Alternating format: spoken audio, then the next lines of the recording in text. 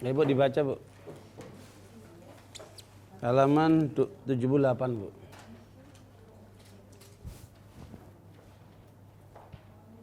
Pengetahuan tentang ayat yang pertama dan terakhir turun.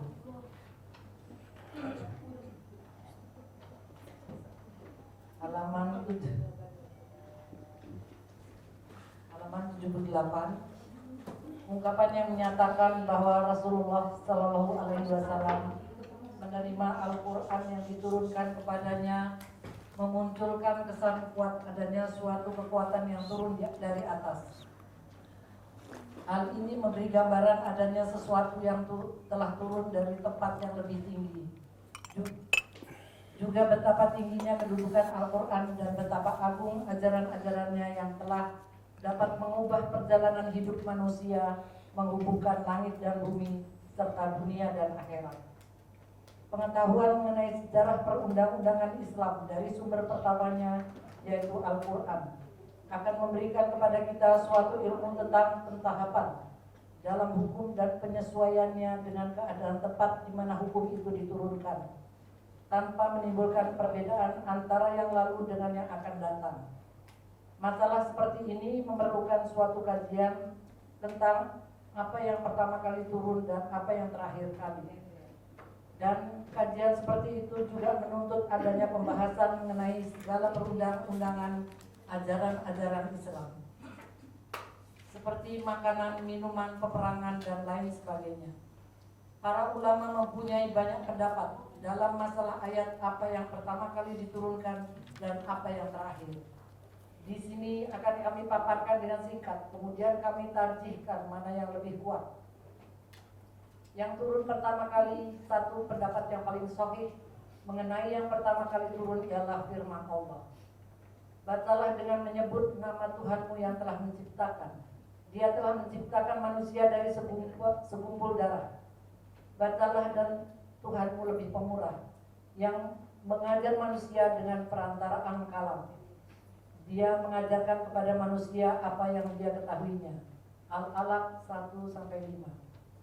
Dasar pendapat ini adalah hadis yang diriwayatkan Imam Al-Bukhari dan Muslim dan lainnya dari Aisyah yang mengatakan, wahyu yang pertama kali dialami oleh Rasulullah Shallallahu Alaihi Wasallam adalah mimpi yang benar di waktu tidur. Beliau melihat dalam mimpi itu datangnya bagaikan terangnya pagi hari. Kemudian beliau suka menyendiri. Beliau pergi ke Gua Hiro untuk beribadah beberapa malam. Untuk itu beliau membawa bekal. Kemudian beliau pulang kembali ke Khadijah radhiyallahu anha. Maka Khadijah pun membekali beliau seperti bekal terdahulu. Lalu di Gua Hiro datanglah kepada beliau satu kebenaran, yaitu seorang malaikat yang berkata kepada Nabi, bacalah. Rasulullah menceritakan, maka aku pun menjawab, aku tidak bisa membaca. Malaikat tersebut kemudian memelukku sehingga aku merasa amat payah. Lalu aku dilepaskan dan dia berkata lagi, bacalah. Maka aku pun menjawab, aku tidak bisa membaca. Lalu dia merangkulku yang kedua kalinya sampai aku kepayahan. Kemudian dia lepaskan lagi dan berkata, bacalah. Aku menjawab, aku tidak bisa membaca. Maka dia merangkulku yang ketiga kalinya sehingga aku kepayahan. Kemudian dia berkata, bacalah dengan menyebut nama Tuhanmu yang telah menciptakan, sampai dengan apa yang tidak diketahuinya. 2. Dikatakan pula bahwa yang pertama kali turun adalah ayat ya ayyuhal mudaththir, orang yang berselimut. Ini didasarkan pada hadis yang juga HR Al-Bukhari dan Muslim dari Abu Salamah bin Abdurrahman. Dia berkata, aku bertanya kepada Jabir bin Abdullah, yang manakah di antara Al-Quran itu yang turun pertama kali? Dia menjawab, ya ayyuhal mudaththir. Aku bertanya lagi, bukannya Iqra bismi rabbika? Dia menjawab, aku katakan kepadamu apa yang dikatakan Rasulullah kepada kami. Dia bersabda, sesungguhnya aku berdiam diri di Gua Hiro. Maka ketika habis masa diamku, aku turun lalu aku telusuri lembah. Aku lihat ke muka, ke belakang, ke kanan dan ke kiri. Lalu aku lihat ke langit, tiba-tiba aku melihat Jibril yang amat menakutkan. Maka aku pulang ke Khadijah. Khadijah memerintahkan mereka menyelimuti aku. Mereka pun menyelimuti aku.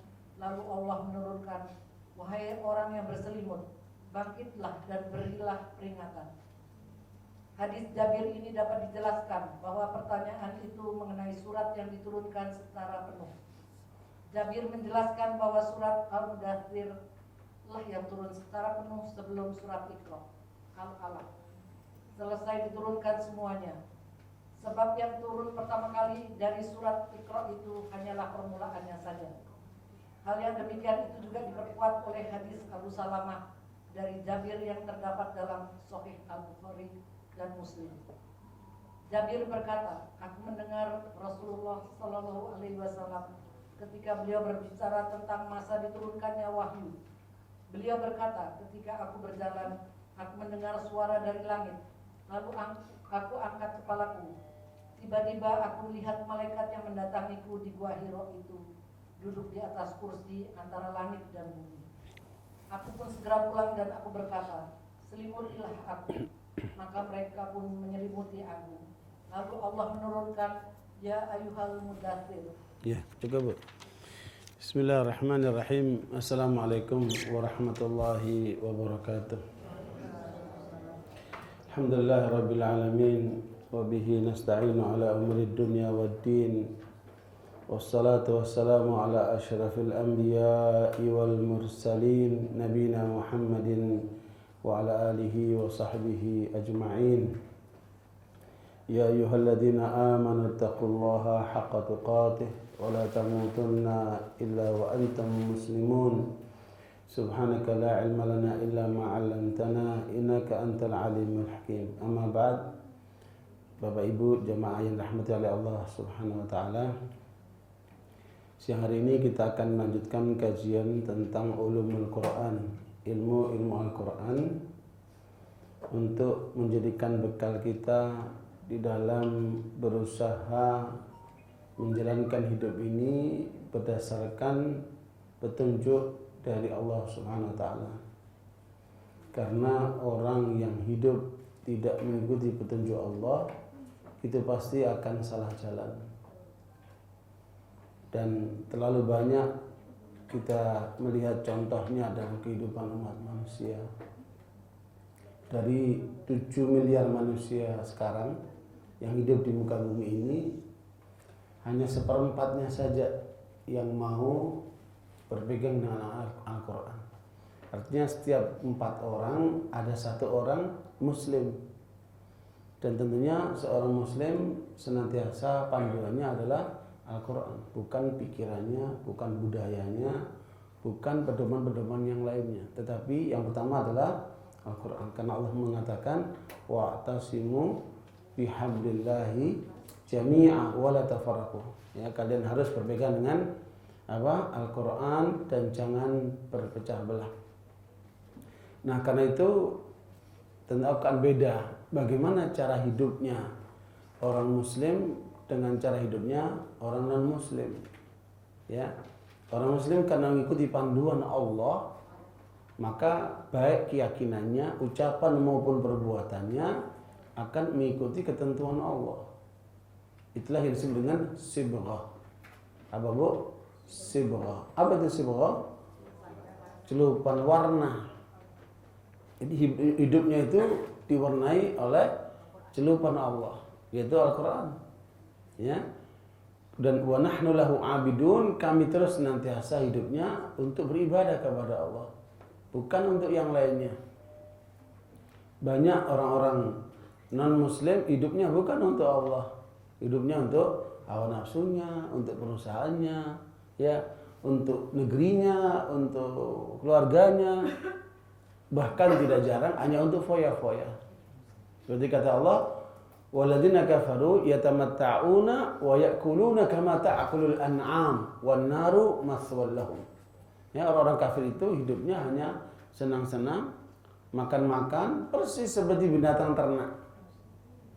Ya, dan kalaupun nanti mati, merekanya di neraka tempatnya. Karena hidupnya bukan untuk ibadah.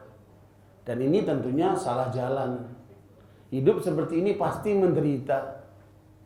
Ya Bu ya. Kenapa? Dia jauh dari panduan Allah. Dan itu sudah dipastikan. Kata Allah, "Faman a'rada an dzikri fa inna lahu ma'isyatan dhanka wa nahsyuruhu yaumal qiyamati a'ma." Qala rabbi lima hasyartani a'ma wa qad kuntu basira. Qala kadzalika atatka ayatuna fanasitaha wa kadzalika al-yawma tunsa.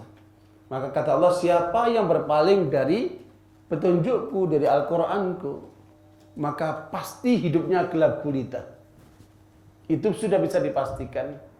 Apakah nanti bentuknya stres, depresi, kemudian ujung-ujungnya bunuh diri, putus asa dalam hidup, dan jenis-jenis daripada kegelisahan, kegundahan, dan kehidupan yang gelap gulita yang tidak ada terang benderangnya itu.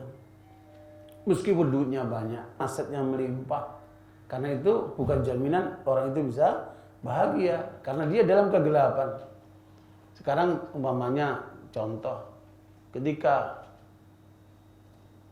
kita berada di dalam kegelapan malam, apakah di rumah, apakah di jalan, apakah di tempat-tempat lain, ya, ketika gelap kita nggak bisa melihat apa-apa, kita tidak bisa berbuat apa-apa. Ada artinya nggak duit saat itu? Ada artinya nggak jabatan saat itu? Ada artinya nggak semua yang kita miliki saat itu? Tidak ada artinya. Karena apa? Gelap. Dia nggak bisa merasakan apa-apa. Ya, beda ketika orang itu tercerahkan dengan Al-Quran. Makanya ditambah lagi Allah mengutus Rasulnya untuk memberikan bukan hanya penjelasan, tapi praktek terhadap Al-Quran. Makanya Aisyah radhiyallahu anha ketika ditanya bagaimana akhlak Rasulullah, maka Aisyah menjawab, kana khuluquhul Quran. Akhlak Rasulullah adalah apa, Bu? Al-Quran.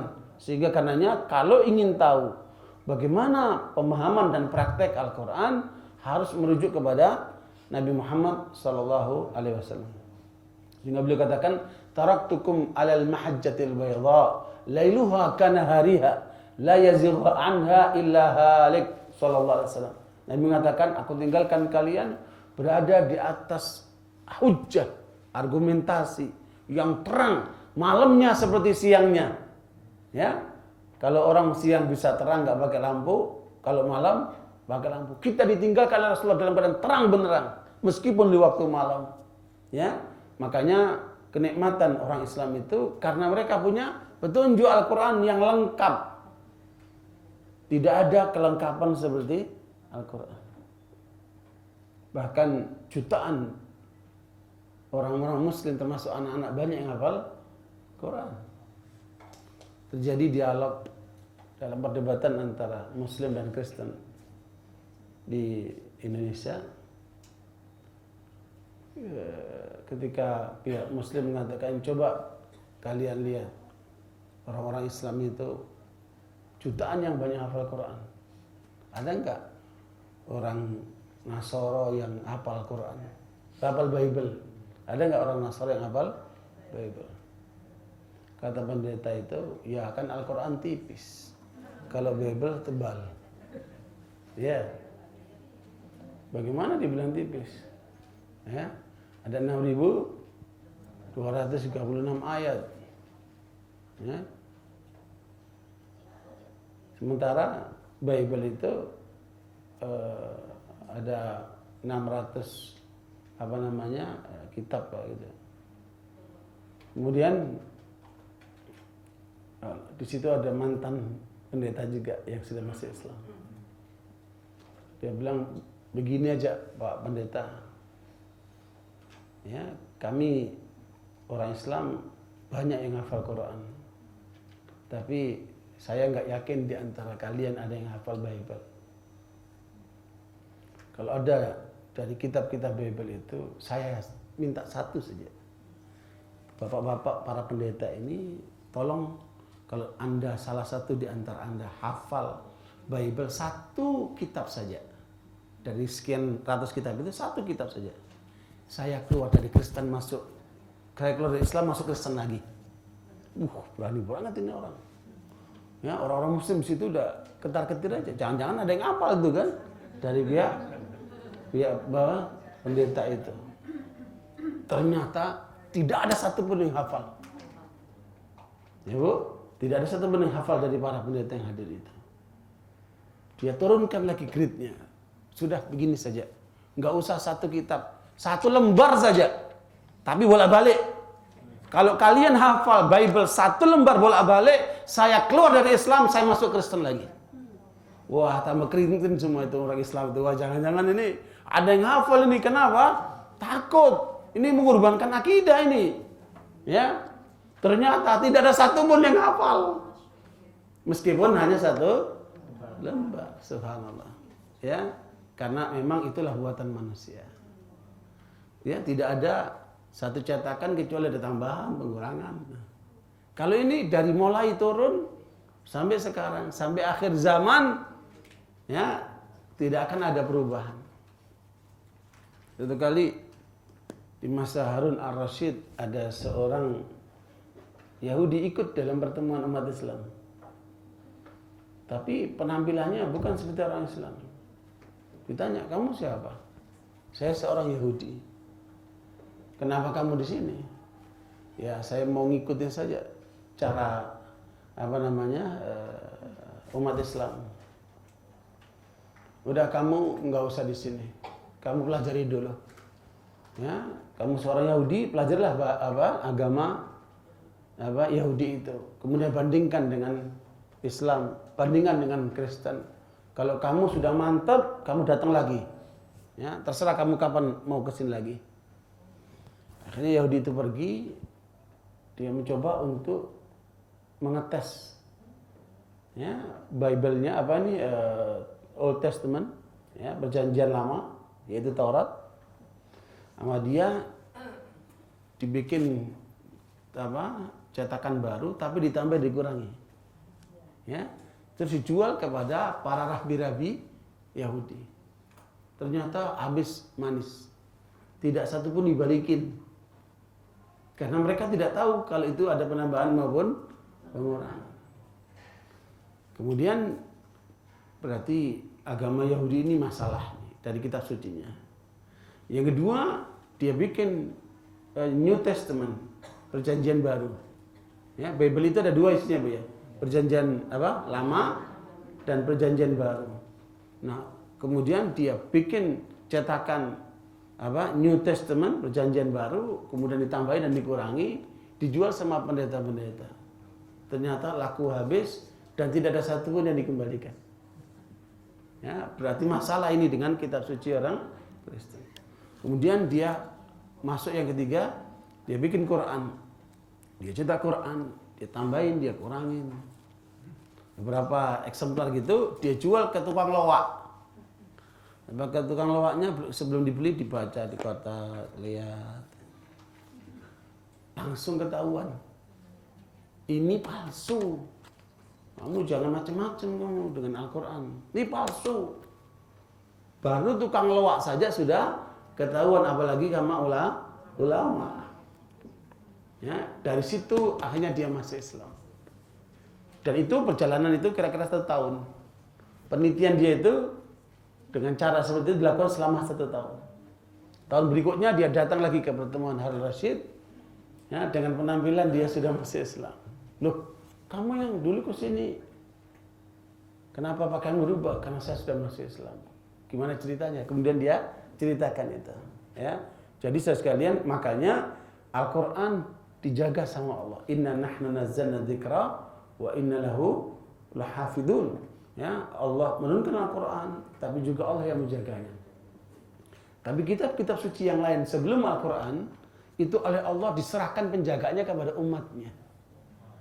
Ya, ternyata umatnya teledor, akhirnya ditambah kurangi oleh para pengikutnya seperti itu, sehingga tidak ada jaminan terhadap kitab suci itu. Nah, barakallahu fikum sekalian, karena hebatnya Al-Quran ini menembus kalbu orang. Sekarang lagi diuji cobakan di negeri-negeri Eropa, Amerika, sama anak-anak muda. Caranya gimana? Dia bawa rekaman Al-Quran pakai HP gitu ya, semacam ya kayak itu. Kemudian setiap orang lewat disuruh dengerin Quran. Apa perasaannya? Waduh, kok bikin tenang ya? Tapi padahal dia nggak ngerti ini apa ini. Bahasa apa ini? Isinya apa? Nggak tahu dia. Cuma dia dengerin rasanya tenang, rasanya syahdu. Nah, itu sudah mulai merasakan mereka. Bahkan di satu negara ada orang tua dengerin Quran nangis ya. Nah, itu satu hal yang memang ternyata Al-Quran itu dia menembus kalbu. Sebenarnya bukan cuma menembus kalbu ya. Ya, menembus telinga, menembus kalbu, menembus itu Allah ungkapkan di mana? Surat Fussilat, coba Bapak Ibu lihat untuk karena semalam kami diskusi ya. Di ayat 21. Surat Fussilat ayat 20-21. Hatta idza ma ja'uha syahida 'alaihim sam'uhum wa absaruhum wa juluduhum bima kanu ya'malun wa qalu li juludihim lima syahidtum 'alaina qalu antaqana Allahu alladhi antaqa kulla syai' wa huwa khalaqakum awwala marratin wa ilaihi turja'un. Ya.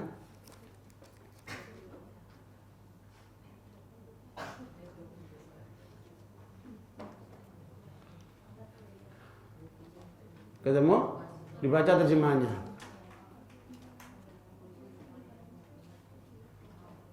Ayat 20, sehingga apabila mereka sampai ke neraka, pendengaran, penglihatan, dan kulit mereka menjadi saksi terhadap mereka tentang apa yang telah mereka kerjakan.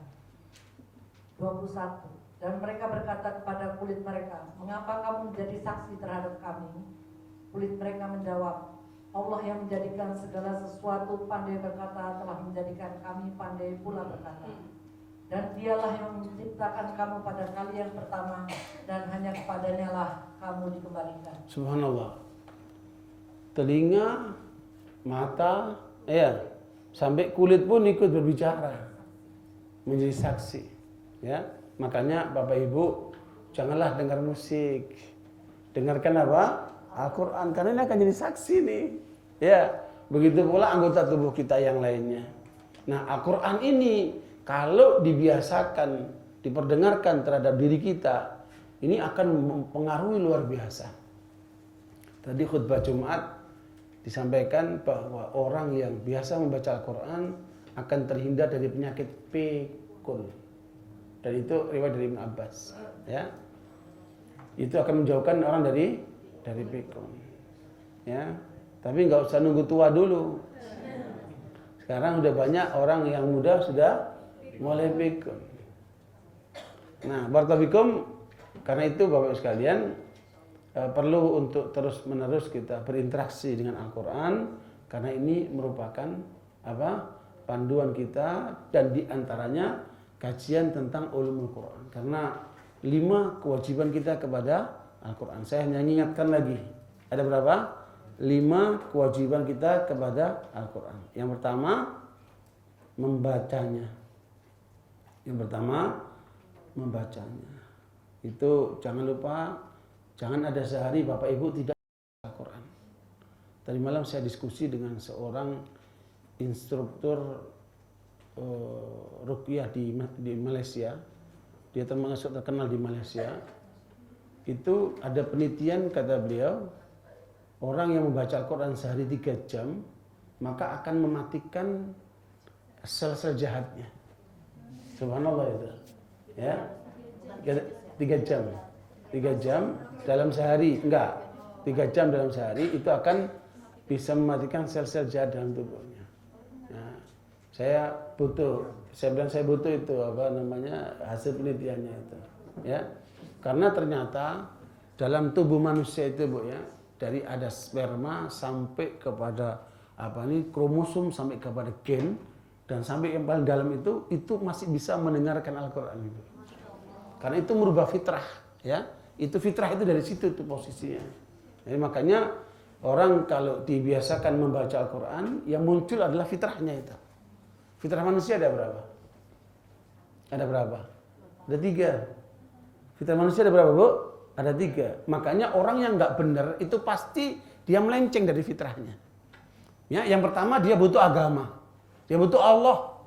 Nah, inilah hubungan dia dengan Al-Quran, ya Bu ya. Dia butuh Allah terus itu. Ketika dia lepas dari Allah, masuklah penyimpangan, masuklah penyelewengan, masuklah kerusakan. Yang kedua dia butuh hidup. Makanya hidup ini kalau tidak diarahkan dengan agama, hidupnya pasti ngawur, pasti kacau dia. Ya. Yang ketiga, dia butuh keberlanjutan keturunannya, yaitu lawan jenis. Ya, makanya dengan menikah. Kalau enggak, maka timbulnya perselingkuhan, berpacaran dan seterusnya itu. Nah, ini semua akan menjadikan kenapa orang itu menyimpang. Ya, makanya ketika dia membaca Al-Quran, dia seperti dikembalikan kepada fitrahnya. Subhanallah. Ya. Nah, barakallahu ini yang pertama. Kita jangan sampai ada sehari tidak membaca Al-Quran. Yang kedua adalah mentadaburi Al-Quran. Termasuk yang sedang kita lakukan ini adalah upaya mentadaburi Al-Quran melalui ulumul Quran. Jadi tadabur itu ada ilmunya, Ibu. Bukan cuma tadabur itu ujuk-ujuk terus mikir, lihat Al-Quran terus mikir seenaknya sendiri, nggak bisa. Itu harus pakai ilmunya. Ya, syarat-syaratnya pun banyak. Selain akidahnya harus benar, ya. Kemudian harus jauh dari hawa nafsu. Kemudian dia harus menguasai bahasa Arab. Dia harus menguasai ulumul Quran. Dia menguasai usul fikih, ya Bu. Dan macam-macam peralatan lainnya di dalam melaksanakan tadabbur Al-Quran. Nah, apa yang kita lakukan sekarang ini sedang melakukan upaya memahami tadabbur Al-Quran. Ya. Jadi yang kedua, yang kedua tadi mentadabbur Al-Quran. Yang ketiga adalah mengamalkan. Dengan kita mengamalkan, maka kita akan merasakan secara langsung syahdunya Al-Quran itu. Ya, bagaimana kemudian Al-Quran bisa mempengaruhi diri kita, pribadi kita, kehidupan kita, sehingga kita rasakan kedekatan kita dengan Allah SWT.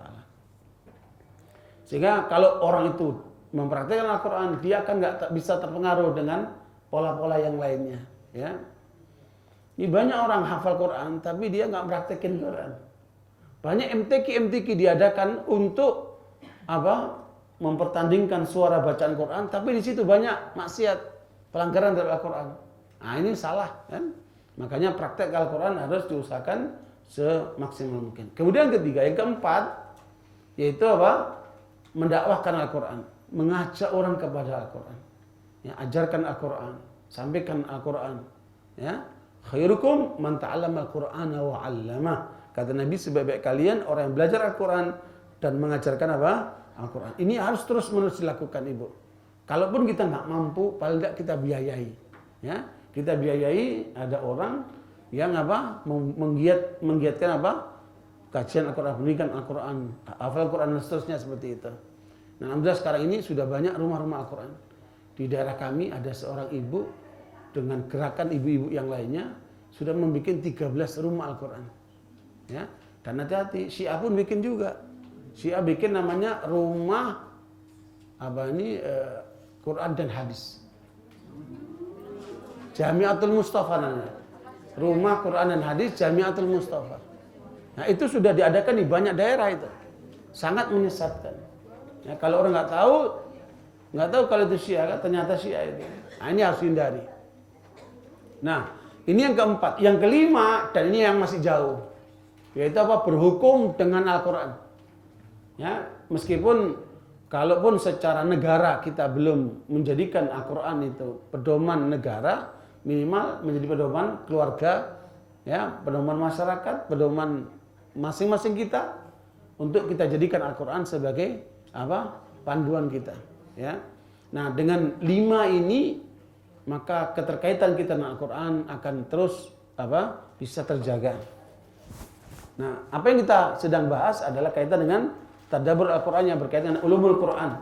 Yang dibahas untuk kali ini adalah ayat-ayat yang turun pertama kali dan ayat yang turun yang terakhir. Apa saja itu? Ya. Barakallahu memang ternyata terjadi perselisihan di antara para ulama. Mana sih ayat yang pertama turun dan mana sih ayat yang terakhir turun? Untuk apa tahu itu? Ya. Orang aja kan kita tahu bagaimana perjalanan hidupnya. Dari awal bagaimana, akhirnya bagaimana. Ibu, nah, manusia pun biasanya akan ingin mengetahui perjalanan dari awal sampai akhir. Yang saya ingin ingatkan kepada Bapak Ibu sekalian, jangan sampai kita ini lahir di dunia nggak bawa apa-apa, ya kan? Di dunia kan kita lahir nggak bawa apa-apa kan? Ketika pulang jangan nggak bawa apa-apa lagi. Itu persis seperti gendangan, ya. Bawahnya apa? Depannya ada, belakangnya ada, tengahnya kosong. Rugi amat orang seperti itu. Dia datang nggak bawa apa-apa, pulang pun nggak bawa apa-apa, rugi amat. Ya, makanya ini yang harus kita senantiasa kita sadari. Bekalilah diri kita untuk ketika bawa pulang kampung ke negeri akhirat itu sudah banyak bekal yang kita punya. Termasuk hubungan kita dengan Al-Quran ini. Makanya para ulama sangat-sangat perhatian terhadap Al-Quran. Bahkan sebagian mereka itu menyesal atas waktunya yang sekian lama hilang, habis untuk mempelajari ilmu-ilmu lain. Saya membaca kemarin pernyataan Pak Habibie. Dia menyesal, meskipun dia telah mencapai tingkat ilmu pengetahuan yang sangat tinggi, tetapi beliau menyesal kenapa kok dulu tidak lebih mendalami agama daripada ilmu. Ilmunya didudukan, baru udah tua belajar agama. Ya, nah, itu satu hal yang terbalik. Makanya anak-anak Bapak Ibu, cucu-cucu Bapak Ibu, jangan seperti itu. Mulai bayi tanamkan dia Al-Quran, tanamkan dia agama, ya, sampai nanti ketika dia harus mengambil keputusan belajar ilmu-ilmu pengetahuan umum, dia sudah punya bekal, sehingga tinggal pendalaman-pendalaman saja, ya. Nah, hal-hal semacam ini juga dialami oleh ulama-ulama besar dahulu, termasuk ada Imam Ar-Razi. Imam Ar-Razi itu penulis tafsir kitab At-Tafsirul Kabir, ulama besar. Tapi waktunya habis digunakan untuk menggali ilmu-ilmu pikiran manusia. Ya, kata dia, laqad ta'ammaltu at-turuqal kalamiyah wal manahij al-falsafiyyah, fama wajadtu tariqatan aqrab lis-shawab min tariqatil Quran. Dia mengatakan, saya telah pelajari macam-macam pola ilmu pengetahuan manusia. Saya telah pelajari pola macam-macam pemikiran manusia, termasuk filsafat dan lain sebagainya. Tetapi tidak kutemukan jalan yang paling dekat menuju kebenaran daripada cara Al-Quran. Habis waktunya untuk belajar teori ini, tahu-tahu ujungnya kosong melompong. Namanya teori. Ya, boleh saat hari ini betul, besoknya salah lagi ternyata, dibatalkan lagi. Ya, makanya ketika ada seorang ulama besar dari Al-Azhar di Mesir, ya, dulu kitabnya itu menyebar di Indonesia di masa-masa sebelum penjajahan sampai setelah penjajahan, ya, namanya Tafsir Al-Jawahir, ya, ditulis oleh Tontowi Jauhari. Saya kalau ketemu ulama-ulama tua itu rata-rata mereka punya tafsir ini, karena itu rujukan di masa itu, ya. Tetapi komentar ada ulama lain terhadap Tafsir Al-Jawahir ini, kata beliau, kullu syai' fihi illa tafsir. Semuanya ada di situ kecuali tafsir. Loh, ini kitab tafsir kok nggak ada tafsirnya, gimana itu? Kenapa? Karena dia jejeli ilmu-ilmu dari pandangan manusia. Ya, jadi isinya bukan tafsir tapi pikiran-pikiran manusia. Menurut teori ini, pengetahuan itu. Akhirnya tafsirnya hilang malahan dari kandungan buku itu. Sayang sekali, ya. Nah, barakallahu, makanya Bapak sekalian boleh mempelajari ilmu-ilmu yang lain setelah kuat di dalam memahami ilmu Al-Quran, ya. Nah, di antaranya memahami tentang awal turunnya Al-Quran, sehingga tahu sejarah perjalanan Al-Quran dan bagaimana kandungan isinya. Lihat, ketika Nabi Muhammad SAW umur 40 tahun, beliau ditanamkan di dalam dirinya oleh Allah cinta untuk tahannuts. Apa itu tahannuts? Menyendiri untuk berzikir kepada Allah. Kalau bahasa orang sufi itu kontemplasi, kata mereka. Apa namanya? Petapa. Sebenarnya bukan petapa itu. Ya, beliau menyendiri semacam mendekatkan diri kepada Allah SWT. Ya, tapi kita dilarang melakukan itu. Itu hanya untuk Rasulullah karena proses awal. Makanya Nabi tidak mengajarkan itu kepada kita. Kamu pergi ke gunung, ya, tahanus di sana atau kontemplasi di sana, nggak boleh, karena Nabi nggak mengajarkan begitu. Makanya sahabat-sahabat Nabi nggak ada yang seperti itu. Kalau dia datang ke Mekah terus naik ke Gunung Hira sana, terus di sana kontemplasi, nggak ada itu. Karena itu hanya proses sejarah saja. Ya, tidak menjadi ajaran. Ya, itu pengalaman perjalanan hidup Rasulullah Muhammad SAW yang perlu hanya kita ketahui, tetapi tidak kemudian harus menjadi syariat karena Nabi pun tidak mengajarkan seperti itu. Ya, makanya tidak ditemukan sahabat-sahabat Nabi mengikuti pola itu. Ayo naik ke gunung sana untuk kemudian melakukan kontemplasi itu apa? Enggak ada itu. Ya, karena itu hanya sebatas proses yang dialami oleh Nabi Muhammad SAW. Ya, dan yang menarik Nabi Muhammad tidak pernah belajar sama manusia. Ya, Allah menyebutkan dalam surat An-Nisa ayat 113, wa anzalallahu alaikal kitaba wal hikmata wa 'allamaka ma lam takun ta'lam wa kana fadlullahi 'alaika 'azima. Ya, surat apa? An-Nisa ayat 113 itu adalah gambaran bahwa Nabi Muhammad tidak pernah belajar sama orang. Beda sama kita ya. Belajar sama sekian ustaz nggak pinter-pinter juga. Iya, kenapa itu? Ya, ngajinya rajin tapi nggak pinter-pinter itu kenapa itu? Ya, nah mungkin hatinya kurang bersih, niatnya belum betul. Ya, mungkin ketika di pengajian banyak ngantuk. Ya, mungkin waktu ngaji lapar jadi konsentrasinya bukan ke pelajaran tapi konsentrasinya pada makanan. Bisa jadi kan? Makanya semua harus dievaluasi. Ya. Surat An-Nisa ayat 103. Isinya apa itu? Baca yang keras. An-Nisa ayat 113. Sekiranya bukan karena kurnia Allah dan rahmatnya kepadamu, tentulah segolongan dari mereka berkeinginan keras untuk menyesatkanmu. Tetapi mereka tidak menyesatkan melainkan dirinya sendiri, dan mereka tidak dapat membahayakanmu sedikit pun kepadamu.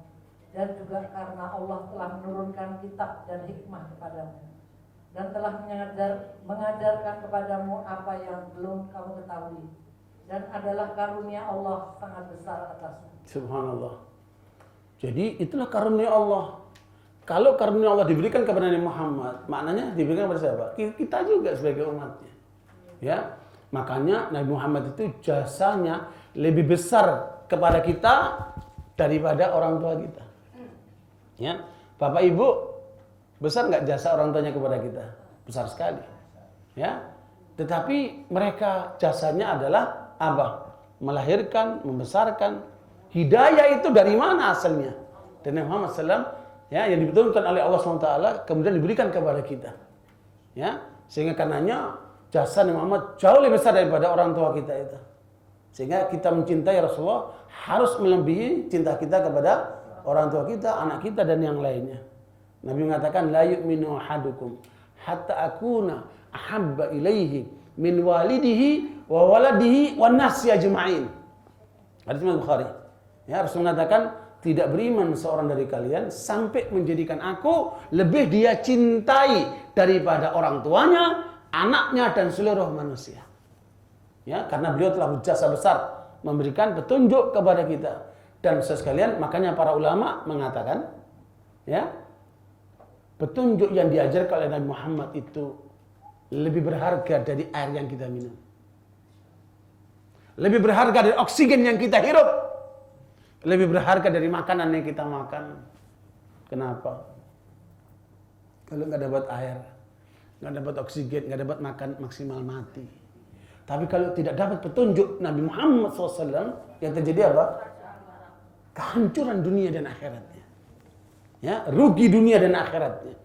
Dan ternyata sepenting ini tidak mendapat perhatian oleh banyak orang. Kenapa? Yang ada di pikirannya cuma materi, materi, materi. Kenapa? Orang itu diukur di masyarakat dengan apa? Mobilnya apa?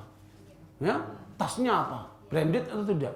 Ya, Bu. Terus rumahnya mewah tidak? Ya, penampilannya keren tidak?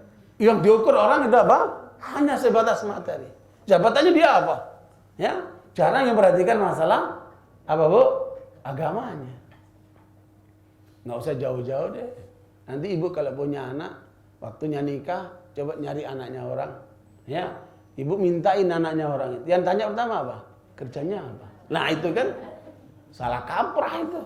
Karena apa? Otak kebanyakan manusia cuman fulus.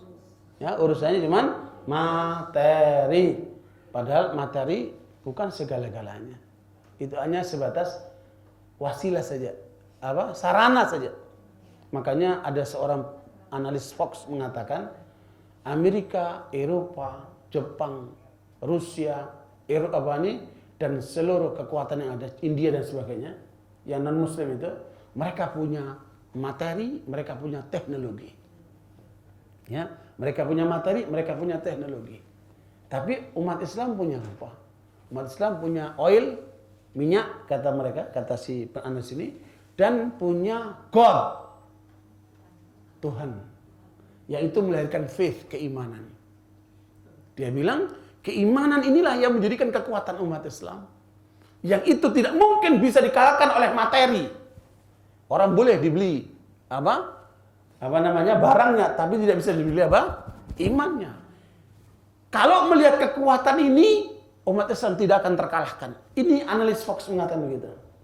In the end, the winner is Islam, kata dia gitu. In the end, the winner is Islam. Nah, kekuatan itu ada pada hubungan kita dengan Al-Quran ini. Makanya Imam Sufyan bin Uyainah rahimahullah, ulama tabi'in mengatakan, orang muslim, kalau anda ingin tahu jauh dekatnya anda dengan Allah, ukurlah jauh dekat anda dengan Al-Quran. Hari ini siapa yang sudah baca Al-Kahfi? Dari Jumat. Ya. Alhamdulillah. Alhamdulillah. Ya, bapak-bapak nyusul. Ya. Nanti jangan lupa kalau hari Jumat baca Al-Kahfi. Dan di dalamnya itu mengandung banyak pelajaran. Jangan cuma dibaca, isinya apa itu? Ditadaburi juga. Karena Al-Kahfi itu adalah realitas kehidupan. Ya, makanya setiap Jumat kita dianjurkan untuk baca Al-Kahfi karena di dalamnya adalah petunjuk kehidupan. Ya, di situ ibu bapak bisa lihat bagaimana orang berilmu. Di situ bapak akan lihat bagaimana orang punya harta. Di situ kita akan belajar bagaimana orang punya kekuasaan dan seterusnya. Ya, subhanallah, luar biasa kandungannya. Nah, barakallahu kembali kepada apa yang sedang kita bicarakan. Nabi Muhammad SAW ya, diberikan oleh Allah kesenangan untuk tahannus. Saya mau tanya sama Bapak Ibu. Sekarang tahannus itu diganti apa? Melakukan pendekatan kepada Allah. Ya. Dengan berzikir, dengan berdoa, dengan merenung, ya, itu oleh Rasulullah diganti dengan apa? Diganti dengan apa? Itu kan cuma sekali. Habis selesai turun surat Al-Alaq, sudah nggak begitu lagi. Mulailah Rasulullah menjalankan hidupnya kan. Jadi itu pertama diberikan wahyu, kemudian beliau mulai menggelinding itu hidupnya itu. Ya, menggelinding hidupnya. Nah, barakallahu kemudian diganti oleh Rasulullah dengan apa? Ya. I'tikaf itu setahun sekali, Bu. Ini setiap hari kalau bisa. Ya. Terutama yang sudah pensiun. Terutama yang sudah nggak perlu lagi cari fulus. Terutama mereka yang punya kesempatan duduk setelah sholat subuh berzikir sampai matahari terbit. Ya. Nah, kalau bisa itu dipraktekkan. Jadi setelah sholat subuh, ya, kemudian duduk berzikir sampai matahari terbit, setinggi sedepa gitu. Ya, kira-kira sekarang udah jam 6 lah ya. Ya. Baru kemudian ya di masjid. Ya, setelah salat berjamaah duduk berzikir, baca Quran. Ya, merenung, muhasabah atau ikut kajian, enggak apa-apa. Sampai matahari terbit. Ya, kemudian salat 2 rakaat. Itu kata Rasulullah, pahalanya sama dengan haji dan umrah, sempurna. Dari sini buat Abu Dawud. Ya. Makanya kalau bisa itu dipraktekkan. Ya. Ya, kalau ibu-ibu di rumah. Ya. Iya. Iya, ya nggak jamaah kan di rumah. Ibu-ibu di rumah. Kalau ibu-ibu di masjid lebih bagus. Ya. Iya, iya, insyaallah. Ya. Untuk mereka yang berjamaah di masjid memang itu yang dimaksudkan. Tapi ibu-ibu yang tidak salat di masjid jangan sampai kelewatan kebaikan itu kan. Ya. Makanya ibu juga praktekin, apalagi ya saya nggak punya anak, nggak punya tanggungan ya, insya Allah masih dimungkinkan nanti itu, ya. Dan itu kenikmatan yang luar biasa, Bapak Ibu sekalian. Nah, itu bisa dipraktekkan. Kenapa? Itu bekal buat jiwa kita. Bapak Ibu lapar kasih apa? Makan, minum, ngantuk tidur. Terus kalau jiwanya lapar kasih apa tuh? Nah itu tuh, duduk itu habis subuh itu. Itu apa namanya? Charging.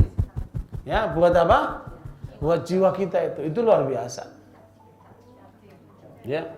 Dan orang seperti itu saya yakin akan jauh dari stres, depresi, macam-macam penyakit yang dialami oleh umat manusia sekarang ini, ya. Udah, Bu? Oke. Barakallahu pada saat Rasulullah SAW berada di atas gunung Hira itu, Jabal Nur, yang sampai sekarang kalau Bapak Ibu umrah atau haji mungkin masih kelihatan orang-orang pada naik ke atas itu. Ya mungkin mereka nampak tilas lah, mau tahu apa sih yang ada di situ. Saya hanya pernah naik yang Gunung Thur. Gunung Thur itu sebenarnya tinggi juga itu. Pada saat Nabi hijrah ke Madinah. Saya waktu itu masih muda, masih bisa naik ke situ. Ingin tahu apa itu yang ada Gunung Thur itu. Sebab kalau di Gua Hira, Rasulullah nggak dikejar oleh musuhnya. Tapi kalau di Gunung Thur, dikejar musuhnya sampai di depan mulut gua itu. Itu penasaran kita, ada apa itu? Sebesar apa itu? Ternyata kecil. Ya, dalam mulut gunung itu di guanya itu cukup untuk 2 orang. Kalaupun berdiri dia agak menunduk begitu. Kalau buat sholat situ. Dan di situ nggak ada keutamaan sholat sunnahnya. Ketemu aja tuh orang-orang masih sholat sunnah di situ. Nggak ada sholat sunnah di situ. Nggak ada keutamaannya, cuma sejarah saja di situ. Sama dengan ibu-ibu, bapak yang datang ke Arafah waktu umrah kan jalan-jalan tuh. Pada naik ke Jabal Rahmah, nulis di situ I love you forever. Ya. Padahal nggak ada sunnahnya itu, nggak ada ketentuannya itu. Orang Indonesia paling kreatif, Pak. Nah, barakallahu Bapak sekalian, makanya pada saat turun malaikat, Nabi kaget. Bayangkan di tempat yang sepi seperti itu, di atas gunung sendirian, tahu-tahu muncul sosok yang gak dikenal. Ya, Bapak Ibu bisa dibayangkan keluar muncul kucing saja udah kaget pasti. Ya, padahal kucing itu kecil ya. Apalagi sosok makhluk yang besar. Kemudian malaikat Jibril mengajarkan kepada Muhammad SAW, Iqra. Nabi mengatakan, Ma'ana biqari. Ya, bacalah. Nabi menjawab, saya nggak bisa baca. Dan inilah hikmahnya kenapa Nabi Muhammad ya itu buta huruf. Buta huruf saja masih dituduh oleh para orientalis bahwa Quran itu bikinan Nabi Muhammad. Ya, makanya dalam literatur orang-orang orientalis mereka menyebut Islam itu adalah Muhammadinism. Ya. Beda, Bu ya. Kalau Ibu lihat Hindu, Buddha, Kristen, Yahudi itu dinisbatkan kepada pendirinya. Islam tidak. Ya, Nabi Muhammad bukan pendiri Islam. Nabi Muhammad hanya membawakan Islam, menyampaikan Islam. Makanya mereka ingin mencoba menyamakan Islam dengan agama lain. Mereka bikin Muhammadinism. Maknanya ini agamanya karangan Nabi Muhammad. Quran itu karangan Nabi Muhammad. Makanya itulah hikmah kenapa Allah jadikan Nabi Muhammad buta. Dalam surat Al-Jumu'ah ayat 2 Allah katakan walladzi ba'atsa fil ummiyina rasulan minhum yatlu 'alaihim ayatihi wa yuzakkihim wa yu'allimuhumul kitaba wal hikmah wa in kanu min qablu la fi dhalalin mubin. Surat Al-Jumu'ah ayat yang kedua. Ya. Setelah Jumat ayat yang kedua. Ya. Itu penjelasan dari Allah tentang diutusnya Nabi Muhammad SAW di masyarakat yang mayoritas buta huruf. Ya. Yang ketemu dibaca terjemahnya. Al-Jumu'ah ayat 2. Dialah yang mengutus kepada kaum yang buta huruf seorang rasul di antara mereka yang membacakan ayat-ayatnya kepada mereka, mensucikan mereka dan mengajarkan kepada mereka kitab dan hikmah as-sunnah. Dan sesungguhnya mereka sebelumnya benar-benar dalam kesesatan yang nyata. Subhanallah. Allah utus seorang rasul penutup para nabi dan rasul, seorang yang buta huruf. Tetapi yang menarik, ayat pertama yang dia terima Iqra. Dianya sendiri buta huruf, tapi diperintahkan itu apa? Iqra. Makanya umat Nabi Muhammad SAW harus pandai membaca. Yang lucu, banyak umat Islam yang tidak bisa membaca. Termasuk membaca Al-Quran. Nggak bisa. Kenapa? Memang nggak diajari oleh orang tuanya. Ya Bu, waktu dulu tidak digalakkan untuk mempelajari Al-Quran. Ya, dulu kami di kampung itu hampir bisa dipastikan setiap maghrib rumah-rumah itu terdengar membaca Al-Quran. Ya, orang tuanya, anaknya masih nggak ada TV. Ya, pada baca Quran. Setelah ada TV, yang kedengaran adalah suara TV-nya. Qurannya nggak kedengaran. Ya, begitulah pengaruh teknologi ini, menggeser pengaruh Al-Quran. Makanya kalau sampai Bapak Ibu dengan kondisi gadget yang sudah maju seperti sekarang ini masih mempunyai waktu untuk membaca Al-Quran, itu berarti hebat. Itu luar biasa. Apalagi gadget yang kita miliki hanya kita gunakan untuk yang penting-penting saja, untuk yang positif-positif saja. Negatifnya buangin itu. Ya, karena isinya juga banyak sampah. Ya, makanya manfaatkan untuk positif saja. Inilah orang yang diberkahi oleh Allah apabila tidak terjerumus oleh kesibukan dengan gadgetnya itu. Kenapa? Sekarang bapak, ibu, anak, pembantu semuanya bawa HP. Sehingga komunikasi hampir putus. Duduk di meja semuanya begini. Sibuk dengan dirinya sendiri. Komunikasi nggak berjalan. Ya, makanya kalau bisa bapak yang jadi imam, ya di rumah ini itu tetap ada meskipun 1 ayat 2 ayat, sampaikanlah kepada keluargamu. Ya, saya gunakan setiap kali ada kesempatan sama keluarga bis itu memberikan nasihat buat mereka. Karena itu akan menjadi pedoman, panduan, minimal peringatan. Ya, ini perlu karena apa? Kita sedang diputus hubungan kita dengan manusia melalui gadget-gadget itu. Bahkan memutus hubungan dengan Allah Subhanahu wa taala.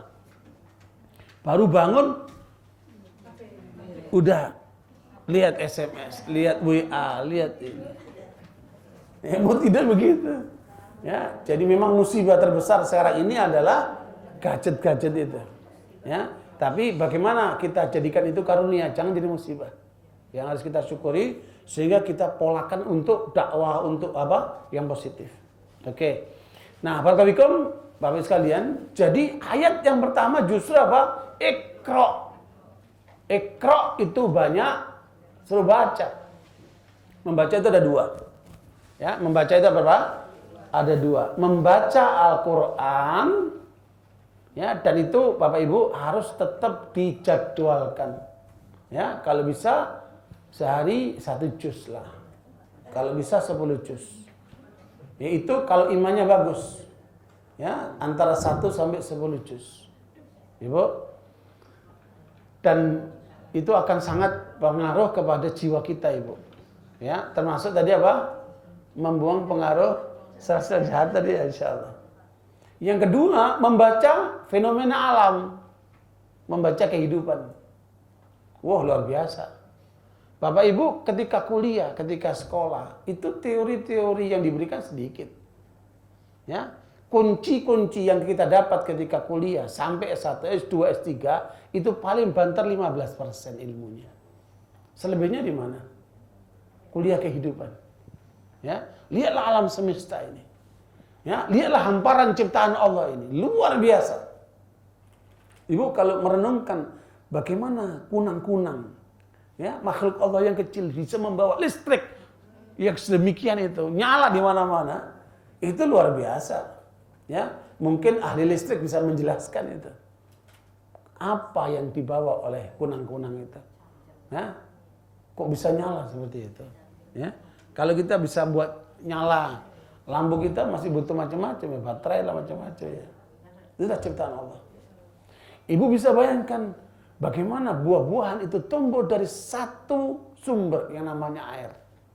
Tapi rasanya beda, warnanya beda, lezatnya beda. Ya, ada yang manis, ada yang kecut, ada macam-macam. Ya, luar biasa. Termasuk kata Allah, wa fi anfusikum afala tubsirun. Pada dirimu apa kamu tidak lihat? Ini muka-muka beda-beda ini. Padahal semuanya dari air ini kan? Ibu, muka-mukanya beda. Bahkan Allah berikan cap jempol ini. Ya, miliaran manusia tapi beda semuanya. Masing-masing membawa kekhususan. Termasuk DNA. Ya, luar biasa. Itu adalah kebesaran Allah yang harus kita sadari. Bu, Alex Carrel, seorang ahli kedokteran yang dapat Nobel, membuat buku judulnya Man Unknown. Sudah ada bahasa Indonesianya itu. Man Unknown. Dalam diri manusia masih banyak yang belum ditemukan oleh para ilmuwan. Ya, Bu. Saking banyaknya pelajaran dalam diri manusia. Lihatlah dalam dunia kedokteran itu. Berapa macam jurusan yang ada pada mereka. Ya. Tapi Bapak Ibu sekalian tetap masih ada keterbatasan. Wa fi anfusikum afala tubsirun. Pada dirimu apakah kamu tidak bisa mempraktekannya? Memperhatikannya. Ya. Sehebat apa sih dokter itu? Kita ngalami kaki remuk. Bisa nggak balikin? Nggak bisa, cacat tuh. Ya, dikasih ini, dikasih itu, cacat juga. Nggak bisa tuh. Itulah manusia, lemah. Makanya mumpung masih sehat, dijaga itu, dirawat itu. Karena kalau udah sakit, biayanya yang menarik ibu sekalian. Manusia ini bego-bego pinter ibu. Kenapa? Ya, dia kejar dunianya, habis-habisan tenaganya dengan mengorbankan kesehatannya. Kadang-kadang nggak makan, kadang-kadang nggak olahraga, kadang-kadang kurang tidur. Dia kejar untuk dapat proyek-proyek sampai dia dapat proyeknya dia jalankan, dia dapat harta, dia kumpulkan, dia kembangkan terus begitu. Ketika gelap, duitnya buat berobat habis. Majnun aja. Ya? Aneh kan manusia itu. Ketika sehat dia kejar-kejaran, ya Bu, ketika dapat dihabiskan untuk menjaga kesehatannya. Mana yang lebih baik, sebelum sakit atau ketika sudah sakit? Harusnya sebelum sakit dijaga, preventif kan? Makanya kata Nabi, "Man kana aminan fi sirbi, mu'afan fi jasadih, lahu qutu yaumih, fa ka'annama dunya hizat ilai bihadafiriyah." Kata Nabi, kalau kamu aman dalam rumah tanggamu, tentrem dalam rumah tanggamu, gak ada gangguan, gak ada masalah, aman. Kemudian sehat badanmu, dan ada yang kamu makan untuk hari itu, seakan dunia milikmu semuanya. Subhanallah. Yang bikin manusia nggak tenang apa? Tamak. Udah dapat sekian, mau sekian, dapat sekian, mau sekian. Udah dikasih siang, diambil juga malamnya. Ya. Bahkan saya menemukan ada satu keluarga. Ya, suaminya itu berangkat sebelum subuh. Ya, Bu. Karena menghindari macet. Tempatnya jauh, tinggalnya di Bekasi sana. Ya, pulang malam. Jam 9, jam 10. Dia berangkat, anaknya masih tidur. Dia pulang, anaknya sudah tidur. Dalam satu rumah, ketemunya hanya weekend. Coba itu. Ya, sampai ada anak itu diceritakan sama seorang dokter teman kita, ada seorang anak nanya sama ibunya, mana ayah bu? Ini adik punya tugas dari sekolahan, kepingin dipecahkan bantuan dari ayah. Oh anak ayahmu kerja nak. Dia itu digaji sebulannya sejamnya 40.000. Jadi dia kejar dengan overtime supaya dapat duit banyak untuk kamu juga nak, kata ibunya. Mencari pembenaran. Ibu. Kemudian anak ini menangkap itu, dia kumpulkan dari uang jajannya sehari 2.000, 1.000 sampai kumpul 20.000. Kemudian dia ngomong sama ibunya, Bu, tolong sampaikan sama ayah, ini adik punya duit 20.000, mau beli setengah jam saja dari waktunya ayah. Ya, ketika ayahnya dengan itu nangis, Bapak Ibu sekalian. Anak-anak itu nggak butuh cuma duit, dia juga butuh apa? Kasih sayang, perhatian, nasihat, contoh. Ya, banyak orang tua itu dikira semuanya urusannya dengan fulus selesai. Saya menyaksikan, mengunjungi tempat-tempat rehabilitasi anak-anak muda yang terkena narkoba di daerah Songos. Ya Bu, bahkan saya temukan ada anaknya ustadzah yang terkena narkoba. Saya nggak mau sebutkan orangnya. Setelah saya tanya sono sini, apa penyebabnya kok kalian sampai terjerumus kena narkoba? Jawabannya satu, tidak mendapat kasih sayang dari orang tua. Ya, ketika anak tidak mendapat kasih sayang dari orang tua, dia lari ke temannya. Jatuh ke teman yang nggak benar, rusaklah ke bawah itu anak. Ya, makanya tetap harus ada perhatian. Ya, terakhir apa? Doakan anak. Doakan anak yang nggak benar supaya jadi benar, ya. Yang salah jalan supaya kembali ke jalan yang benar. Nah, barakallahu makanya Bapak Ibu sekalian, ya, umat Islam diajarkan Iqra. 2, baca Al-Qur'an dan bacalah kehidupan ini. Bapak Ibu kalau lihat kehidupan ini, subhanallah. Lihat orang ini begini, lihat orang ini begitu. Alhamdulillah, bersyukur ya Allah. Ya. Tidak mungkin lebih daripada 2. Imma di atas kita atau di bawah kita. Kalau di bawah kita alhamdulillah. Kalau di atas kita itu hanya ada 2. Kaitan dengan harta atau kaitan dengan kebaikan. Kalau kekaitan dengan harta, nggak usah iri. Ya, orang semakin banyak hartanya, dia akan semakin besar tanggung jawabnya. Ya, yang penting kita dikasih pas-pasan aja, alhamdulillah. Pas perlu ada, itu aja. Ya, luar biasa. Ya.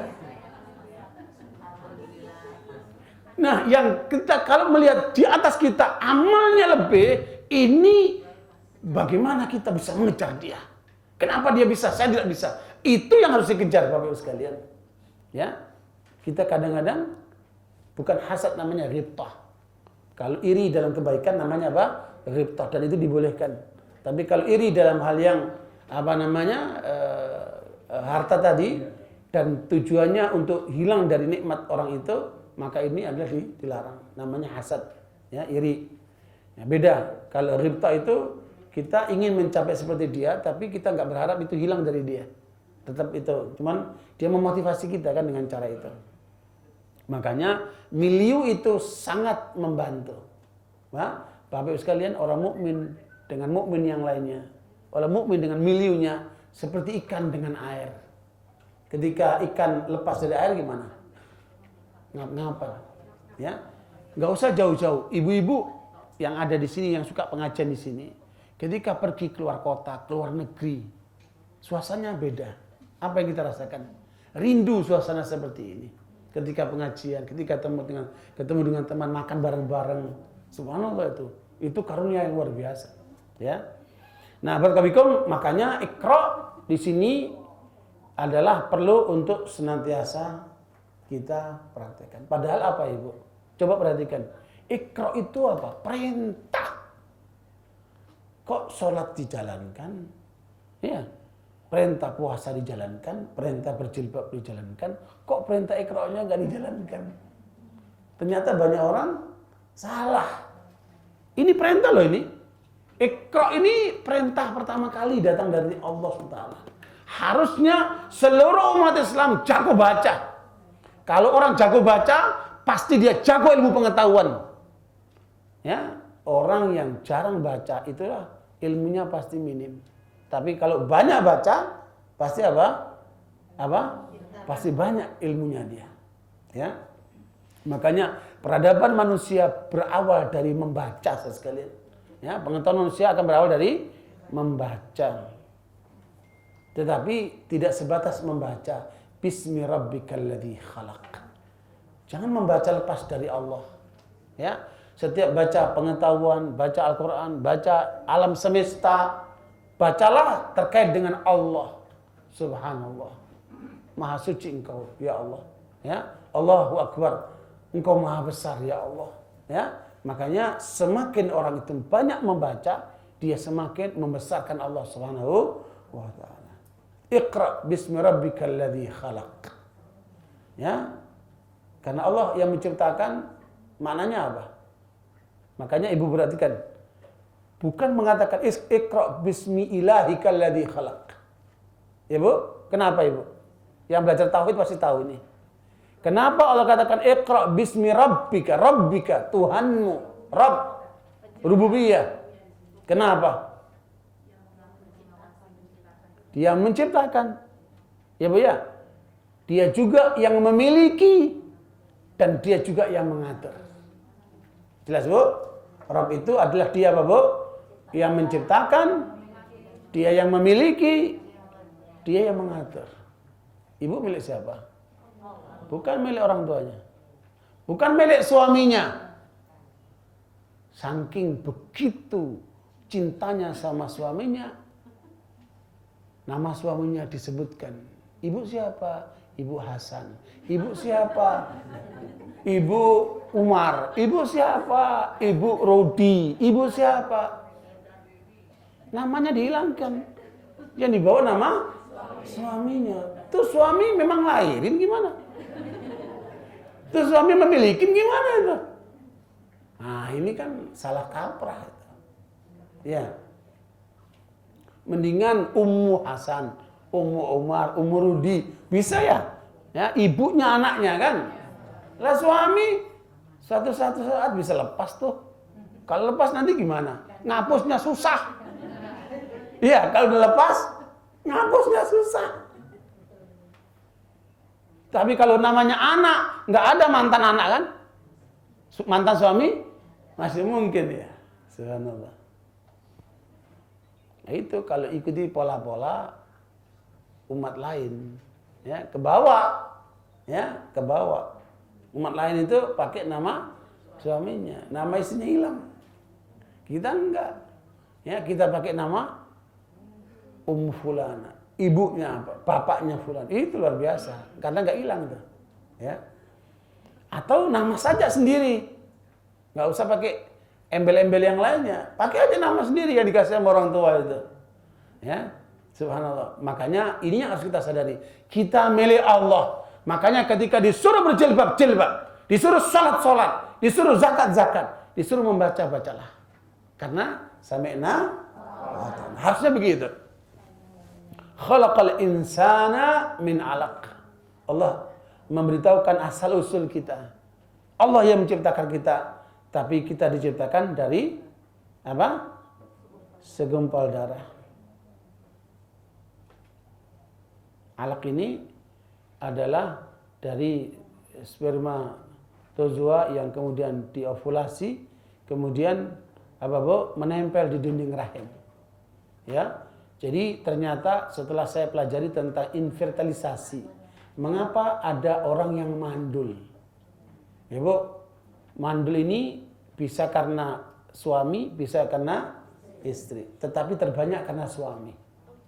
Ya, kalau karena istri biasanya karena gangguan organ. Tetapi kalau suami itu bisa sampai 90% karena lelakinya. Makanya anak yang lahir laki atau perempuan sama sekali bukan peranan perempuan, tetapi peranan suaminya. Jadi anak yang lahir laki maupun perempuan itu peranan siapa? Peran laki. Makanya perempuan apa itu? Apa namanya? Apa ini? Y ya. Kalau laki XY, apa namanya? Kandungan apa? Ya, kromosomnya itu. Ya, makanya perempuan itu tidak boleh dipersalahkan. Kenapa sih kamu anaknya perempuan semua? Loh, saya kan cuma ngandung. Yang bikin kan kamu. Ya, laki perempuan itu keputusanmu, gitu kan? Tapi itu kebesaran Allah. Makanya tidak boleh salah menyalahkan, itu karunia dari Allah, ya. Yang cacat aja kita terima, apalagi yang masih utuh. Jangan salah menyalahkan. Makanya Bapak Ibu sekalian, saya pelajari dari infiltrasi dari kedokteran, ternyata dari miliaran sel yang terovulasi itu, dia berjalan menuju rahim dinding rahim ibu itu butuh 48 jam. Ketika sel itu tidak mampu bertahan sampai 48 jam, mati di tengah jalan, nggak jadi dia. Ya. Wallahu alam. Itu sekilas saja yang saya tahu. Yang ahlinya yang bicara lah itu ya Pak, ahli kedokteran. Yang jelas ini sebatas menggambarkan kenapa kok disebut alaq. Karena dia menempel di dinding rahim ibu. Makanya ibu-ibu punya rahim, bapak-bapak nggak punya rahim. Kenapa? Hah? Kenapa?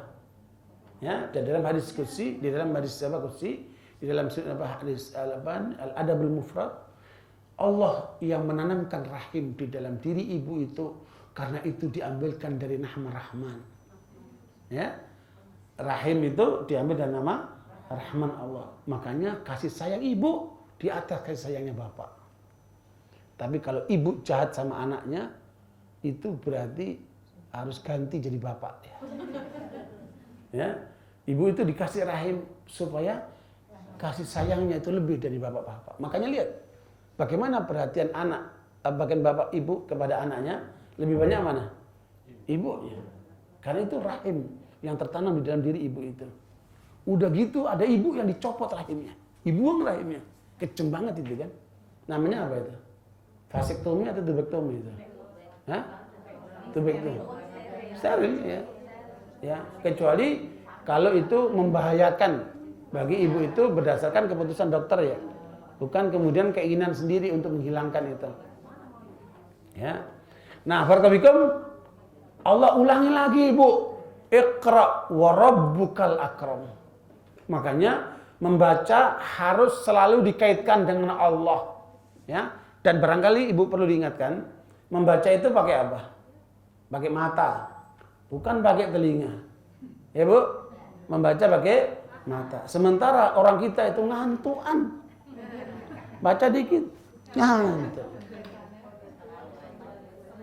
Bu, hasil penelitian di lapangan di Indonesia, masyarakat Indonesia 95% lebih senang nonton.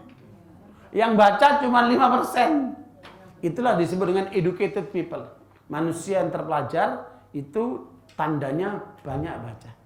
Ya, makanya negara itu diukur peradabannya dari apa? Kalau yang hadir mengunjungi toko buku dan perpustakaan itu membeludak banyak, itu berarti negerinya orang maju. Tapi kalau yang rame pasarnya, rumah sakitnya, malnya, itu tanda negeri mundur pengetahuannya. Makanya ibu-ibu biasakan bawa anak ke toko buku, ke perpustakaan. Kalau perlu bikin perpustakaan di rumahnya kayak begini, ya, sehingga anak itu terpacu untuk membaca. Banyak kan kita sekarang pustakaannya sudah dipindah ke HP-nya, dan nggak sempat bacanya, ya. Makanya tetap bangun membaca, minimal membaca Quran, ya. Nah, Iqra wa rabbukal akram, bacalah dengan nama Tuhanmu yang maha mulia dan pemurah itu. Alladzi 'allama bil qalam, yang telah mengajarkan dengan pena. Makanya kalau belajar tidak dicatat, ujungnya wassalam. Ujungnya apa? Lupa. Apalagi seumur-umur begini. Ya. Kalau enggak dicatat, 12. Ya, itu. Ibarat seperti petir saja, wus gitu aja. Ya. Makanya saya tanya bapak-bapak ini. Bapak-bapak kemarin, bukan yang sekarang hari ini, Jumat yang kemarin isi khutbahnya apa? Udah pada lupa. Kenapa? Nggak dicatat. Ya. Makanya Allah ingatkan, kamu butuh pulpen, kamu butuh catatan. Ya. Al-Quran ini termasuk apa? Langgeng. Karena apa? Tercatat di dua tempat. Tercatat di tulisan dan tercatat di mana? Di kalbu. Ya. Sehingga ketika dikumpulkan oleh tim yang dibentuk oleh Abu Bakar Siddiq, ya Bu, kemudian terkumpulkan dengan dua versi melalui catatan tangan dan catatan apa? Kalbu. Mereka hafal. Ya, makanya membaca ilmu dengan menulis itu tidak akan bisa hilang seumur hidup. Seumur hidup manusia. Dia akan selalu butuh itu catatan. Ya. Nggak mungkin tanpa catatan. Orang itu akan kemudian ilmunya kuat. Ya. Makanya kalau dicatat, suatu waktu diulangi, ada di situ. Tapi kalau cuma diingat-ingat, ya, kekuatan manusia yang paling kuat bisa mengingat itu kira-kira 28 hari. Ya. Kalau Bapak Ibu bisa ingat ceramah saya sekarang ini, saya 28 hari tanpa catatan, 28 hari, maka Ibu termasuk otaknya hebat. Excellent. Ya. Ya.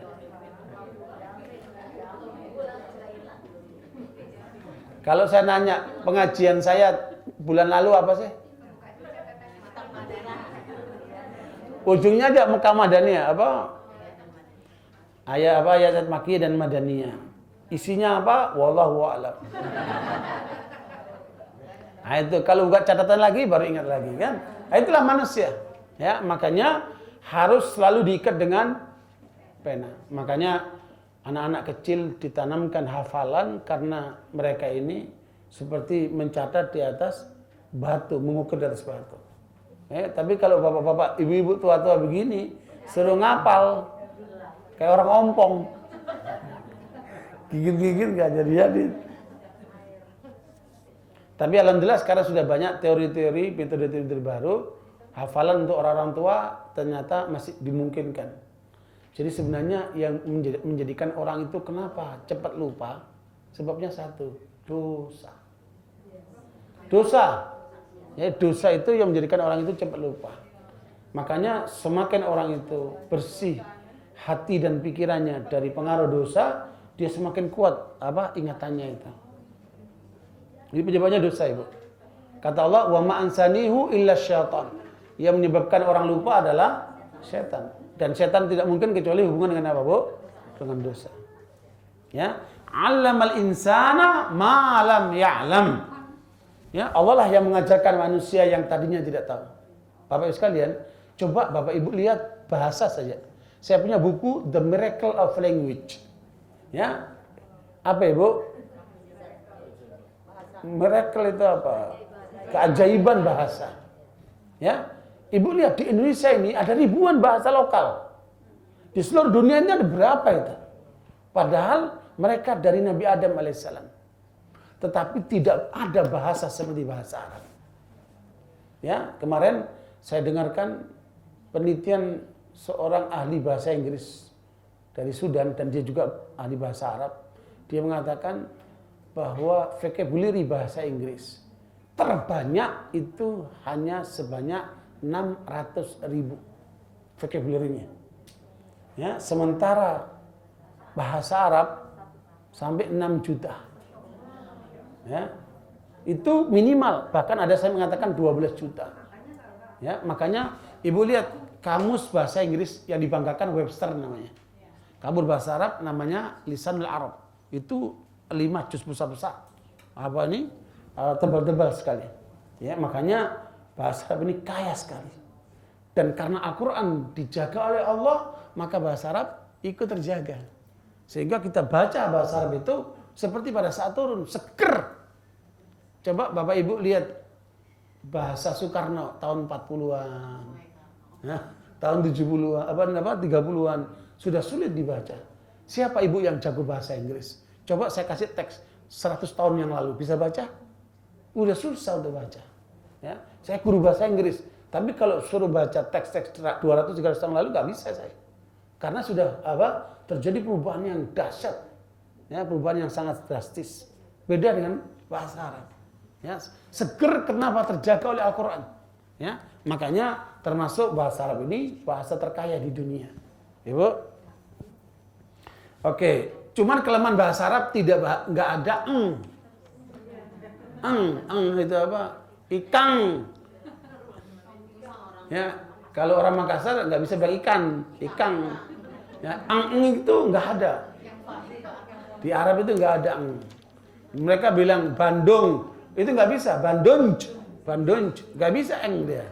Di bahasa Arab nggak ada Oke, barakallahu fikum ibu sekalian. Jadi ayat pertama turun adalah Iqra. Jadi Al-Alaq, surat Al-Alaq itu hanya 5 ayat yang turun pertama kali, sementara surat yang turun seutuhnya adalah Al-Mudaththir. Nah, terjadi perbedaan, apakah Mudaththir dulu atau Iqra dulu? Enggak, yang benar adalah Iqra dulu yang pertama kali, baru Nabi pulang, kemudian ketakutan, kemudian gemetar, ya, kemudian keluar keringat, sampai kemudian minta diselimuti oleh Khadijah radhiyallahu anha. Dan yang paling menarik adalah peranan istri Khadijah ini. Makanya Nabi tidak bisa melupakan Khadijah. Ya, kata Aisyah, karena dia cemburu. Sebab Rasulullah kalau menyebut Khadijah itu menyebut dengan penuh rasa cinta. Bahkan Rasulullah menghubungi semua kerabat Khadijah, ya, karena kasih sayangnya Rasul kepada Khadijah.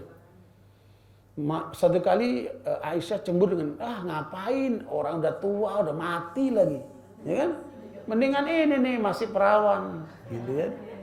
Engkau nikah masih perawan. Makanya Rasulullah marah kepada Aisyah. Ya, jangan kau mengatakan seperti itu. Ya, sesungguhnya Khadijah adalah pendukung dakwahku sebelum orang lain, perempuan lain mendukungku. Ya, makanya ibu sekalian, peranan Khadijah ini perlu menjadi pelajaran buat ibu-ibu. Ya, bukan hanya membebani suami, tetapi apa? Meringankan suami. Ya, menggembirakan suami, memberikan jalan keluar buat suami.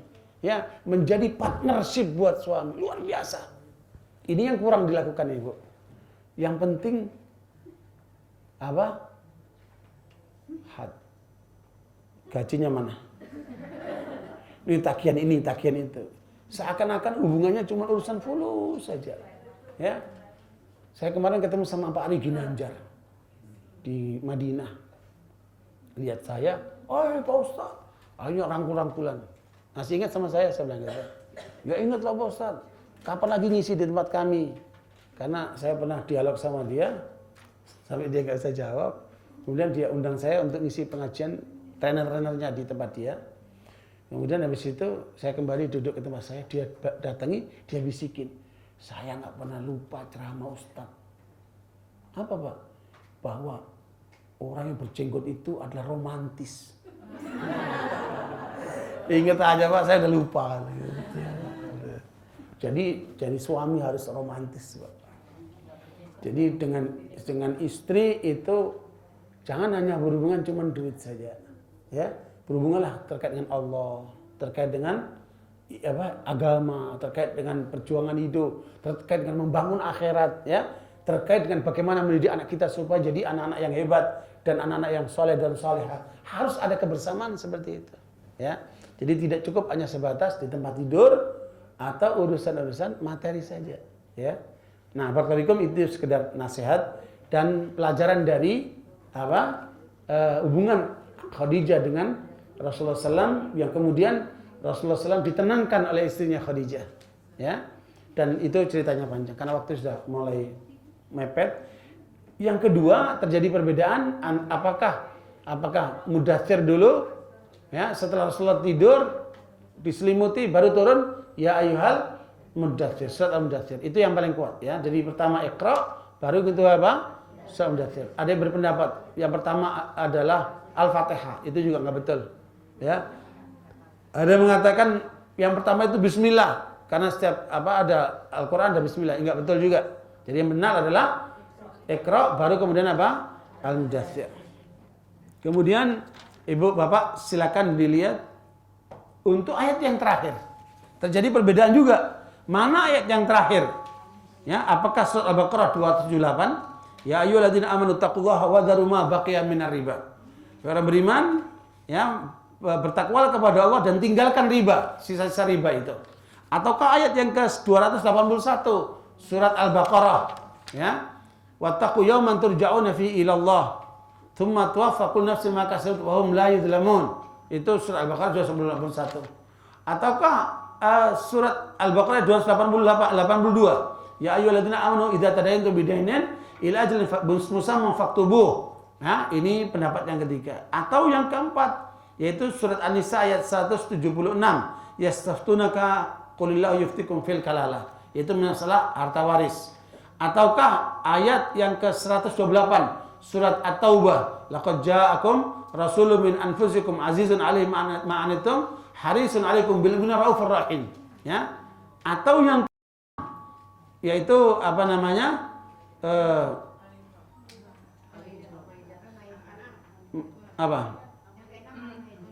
Al-Maidah ya ayat 3. Atau yang ketujuh surat Al-Imran ayat 195 ya. Ada berapa ini? Ada 9 ya. Ada 9 pendapat-pendapat itu ya. Yang paling kuat yang mana, Bu? Yang paling kuat adalah Al-Baqarah ayat 281 ya. Wattaqu yawman turja'una fihi ilallah, yaitu poin yang kedua, Bu. Halaman ke-83. Dibaca terjemahnya, Bu.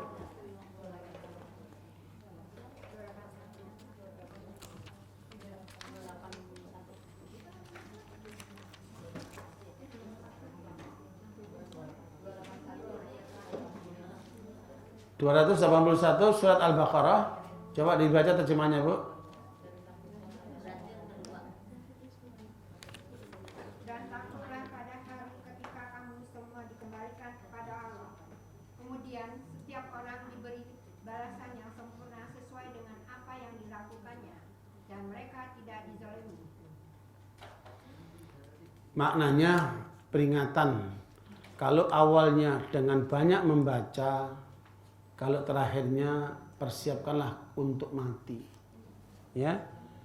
Jadi Bapak sekalian, makanya tanda orang bertakwa itu ada 4. Ya. Tanda orang bertakwa ada berapa? Ada 4. Yang pertama adalah al-khaufu minal jalil. Ada rasa takut kepada Allah. Dan itu muncul karena apa? Karena pengetahuan. Semakin orang itu kenal kepada Allah, dia semakin takut kepada Allah. Innama yakhshallaha min ibadihil ulama. Orang yang paling takut kepada Allah adalah orang yang paling berilmu. Ya. Sehingga ukuran orang itu bukan banyak kitabnya, banyak bukunya, banyak karangannya, tetapi sebesar apa rasa takutnya kepada Allah. Itulah tanda orang bertakwa. Itu dilandasi oleh ilmu. Ya. Yang kedua, orang yang bertakwa itu adalah orang yang mengamalkan Al-Quran. Dia berinteraksi dengan Al-Quran dengan 5 poin yang tadi sudah kita bicarakan. Ya, dia berinteraksi dengan Al-Quran. Yang ketiga, orang bertakwa itu adalah orang yang merasa bersyukur atas nikmat yang dia peroleh. Ya, meskipun rasa-rasanya sedikit, padahal bukan sedikit. Ya, banyak sekali. Kalau kamu ingin menghitung nikmat Allah, kamu nggak akan mampu menghitungnya. Ya, Bu? Makanya jangan mengukur nikmat cuma duit saja. Ya, kecil lah duit itu. Tapi nikmat-nikmat yang luar biasa ini yang harus kita syukuri. Apapun nikmat Allah kita peroleh, kita syukuri. Biarpun dapat suami pesek, hitam, keriting, pendek, ya udah syukuri saja. Nah, karena itulah yang kita miliki, ya, Bu.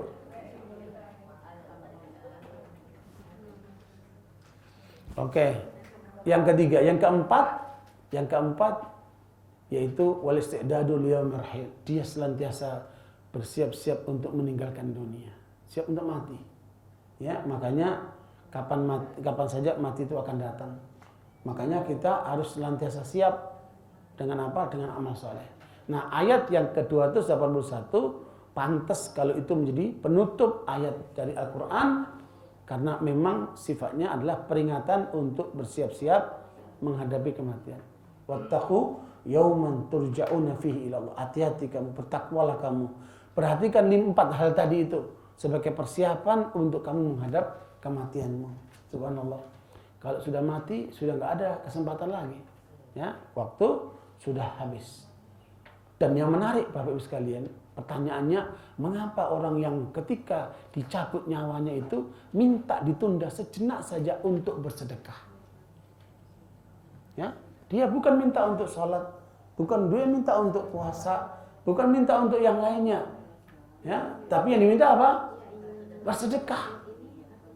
Ya.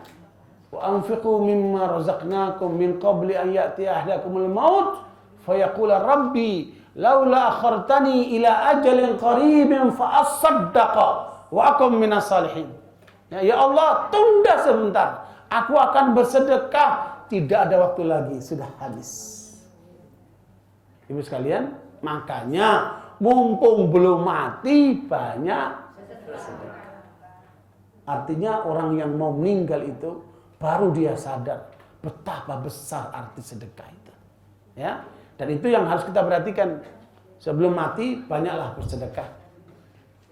Sedekah itu jangan dikaitkan dengan uang saja ya. Bisa sedekah dengan uang, bisa sedekah dengan ilmu, bisa juga dengan senyum, bisa dengan tenaga, ya, bisa dengan yang lainnya. Jadi banyak cara kita bisa untuk bersedekah. Oke. Terakhir Ibu sekalian, ayat-ayat tematik yang disinggung oleh Al-Quran, baik yang pertama maupun yang terakhir, itu terkait dengan pertama makanan. Ya, sebenarnya kalau kita lihat yang pertama itu tauhid lah. Ya, tauhid itu harus yang pertama. Tapi terkait dengan masalah hukum, yang pertama dikaitkan masalah makanan, yaitu surat Al-An'am ayat 145.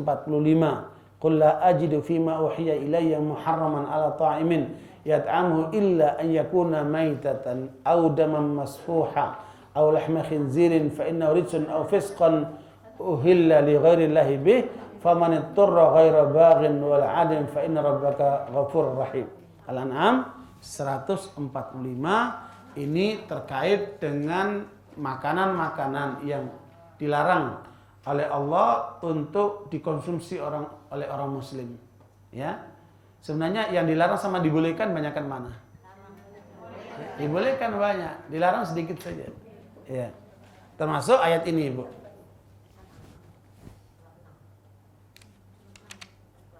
Ya, ini terkait dengan apa? Ayat yang terkait dengan makanan. Sudah? Coba dibaca terjemahnya.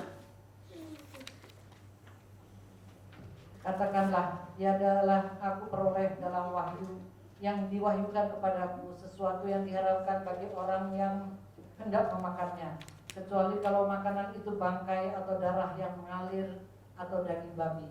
Karena sesungguhnya semua itu kotor atau binatang yang disembelih atas nama selain Allah. Barang siapa yang dalam keadaan terpaksa sedang dia tidak menginginkannya dan tidak pula melampaui batas, maka sesungguhnya Tuhan Allah, Tuhanmu, Rabbmu, Maha Pengampun lagi Maha Penyayang. Subhanallah. Ya, itu makanan ini karena apa? Perhatian manusia banyakkan kepada makanan.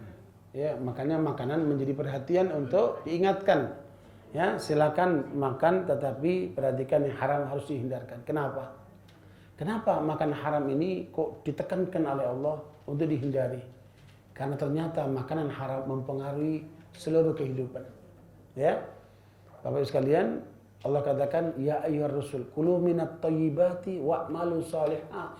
Inni bima ta'maluna alim, wahai para rasul, makan yang baik-baik, yang halal, ya, dan beramalah yang saleh. Sungguh aku mengetahui siapa di antara kalian yang berbuat baik.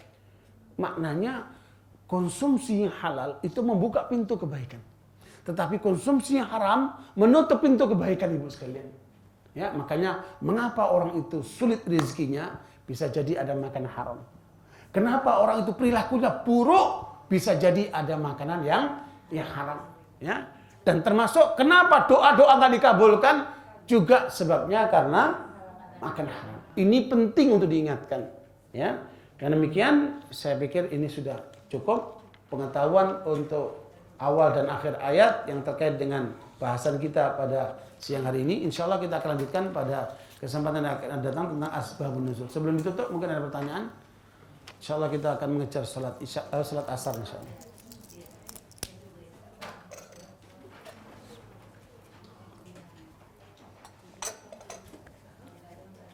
Ada nanya? Atau tidak paham? Iya Bu.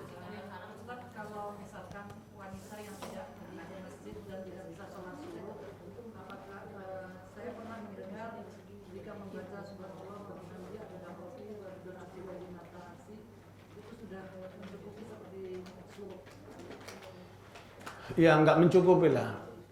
Tapi nilai doa itu memang tinggi sekali. Seperti umpamanya orang membaca habis salat dia baca raditu billahi rabba wa bil islami dina wa bi muhammadin nabiyya wa rasulah. Kalau 4 kali dia baca itu, mati hari itu dia masuk surga.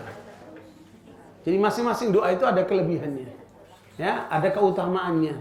Tidak berarti kemudian satu kita ambil yang lainnya kita tinggalkan. Jadi kita ambil itu, kita jalankan itu. Termasuk diantaranya bacaan zikir syuruk itu adalah bacaan doa itu, Ibu. Ya, itu yang dibaca berulang-ulang dengan zikir-zikir yang lainnya.